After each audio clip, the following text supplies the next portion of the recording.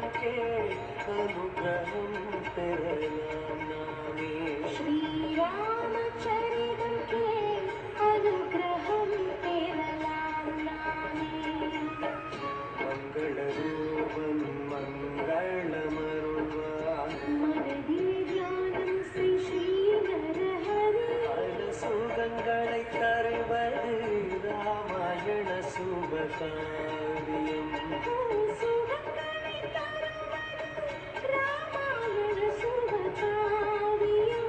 அற்புதமவன் மகிமை அருள்பொருளே ஸ்ரீராமனே. ஸ்ரீராம சரிதம் கே அனுகிரகம்